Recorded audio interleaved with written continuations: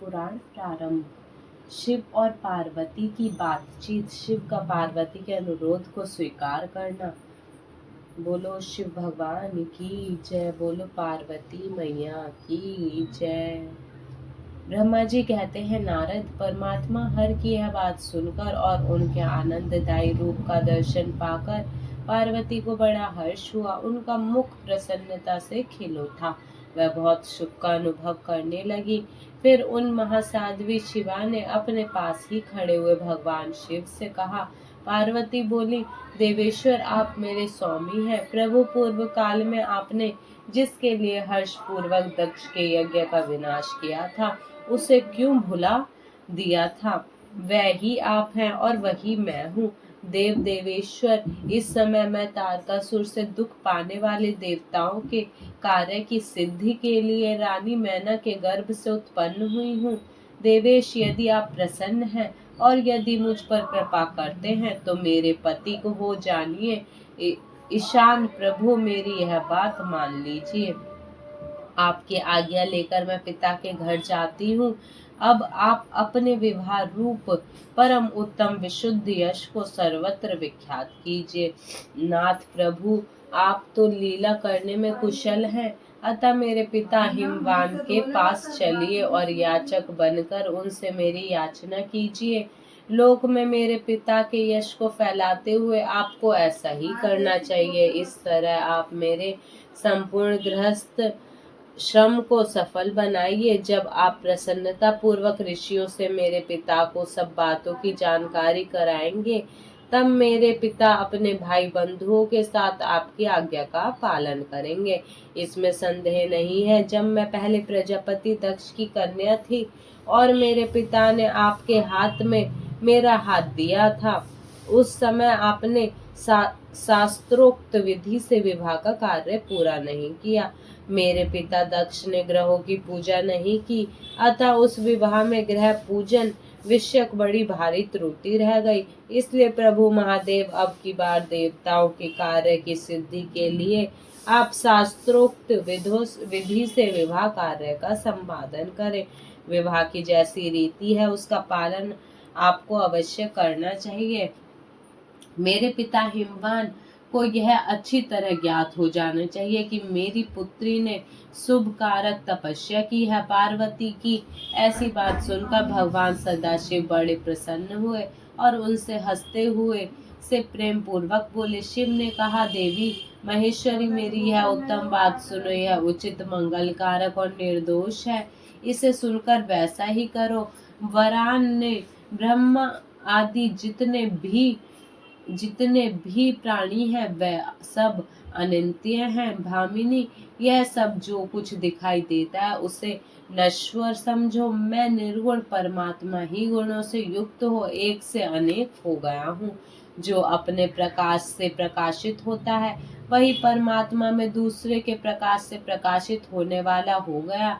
देवी, मैं स्वतंत्र हूँ, परंतु तुमने मुझे परतंत्र बना दिया। समस्त कर्मों को करने वाली प्रकृति एवं महामाया तुम ही हो। यह संपूर्ण जगत माया में ही रचा गया है। मुझ सर्वात्मा परमात्मा ने अपनी उत्तम बुद्धि के द्वारा इसे धारण मात्र कर रखा है। सर्वत्र परमात्मा भाव रखने वाले सर्वात्मा पुण्यवानों से इसे अपने भीतर सींचा है तथा यह तीनों गुणों से अवेष्टित है। देवी वर वाणिनी, कौन मुख्य ग्रह है, कौन से ऋतु समूह है अथवा कौन दूसरे उपग्रह हैं? इस समय तुमने शिव के लिए क्या कहा है, किस कर्तव्य का विधान किया है? गुण और कार्य के भेद से हम दोनों ने इस जगत में भक्त वत्सल सफलता कारण भक्तों को सुख देने के हेतु अवतार ग्रहण किया है। तुम ही रज सत्व तमोमय त्रिगुणात्मका सूक्ष्म प्रकृति हो। सदा व्यापार कुशल, सगुणता और निर्गुणता भी हो।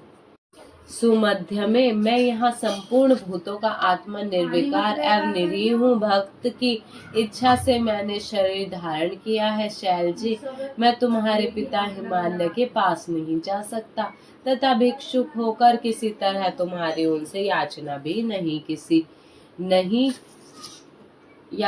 नहीं कर सकता। गिरिराज नंदिनी, महान गुणों से अत्यंत गौरवशाली महात्मा पुरुष भी अपने मुंह से दे ही दो यह बात निकालने पर तत्काल लघुता को प्राप्त हो जाता है। कल्याणी, ऐसा जानकर हमारे लिए क्या कहती हो?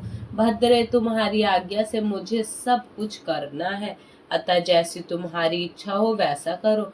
महादेव जी के ऐसा कहने पर भी सती साध्वी कमल लोचना महादेवी शिवा ने उन भगवान शंकर को बारंबार भक्ति भाव से प्रणाम करके कहा। पार्वती बोली, नाथ, आप आत्मा है और मैं प्रकृति, इस विषय में विचार करने की कोई बात नहीं है।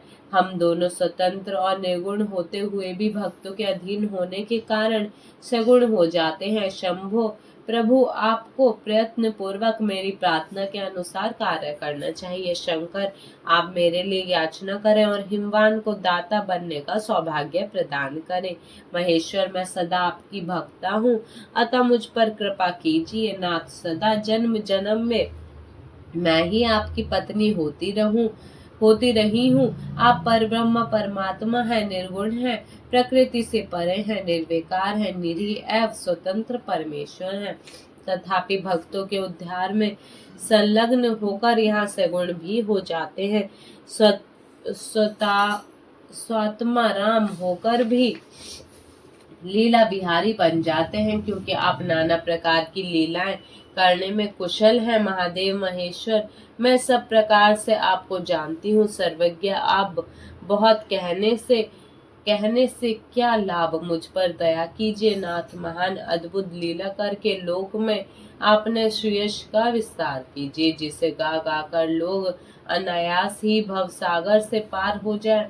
ब्रह्मा जी कहते हैं, नारद, ऐसा कहकर गिरिजा ने महेश्वर को बारंबार प्रणाम किया और मस्तक झुकाकर हाथ जोड़ वह चुप हो गए।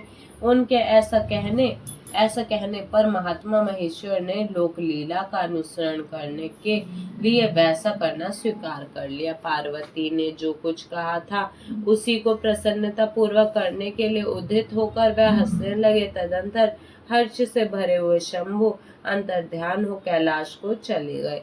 उस समय काली के विरह से उनका चित्त उन्हीं की ओर खिंच गया था। कैलाश पर जाकर परमानंद में निमग्न हुए महेश्वर ने अपने नंदी आदि गणों से वह सारा वृतांत कह सुनाया। वह भैरव आदि सभी गण भी वह सब समाचार सुनकर अत्यंत सुखी हो गए और महान उत्सव करने लगे। नारद, उस समय वहां महान मंगल होने लगा, सबके दुख नष्ट हो गए तथा रुद्रदेव को भी पूर्ण आनंद प्राप्त हुआ। अध्याय 29वां संपूर्ण। बोलो शिव भगवान की जय, बोलो पार्वती मैया की जय।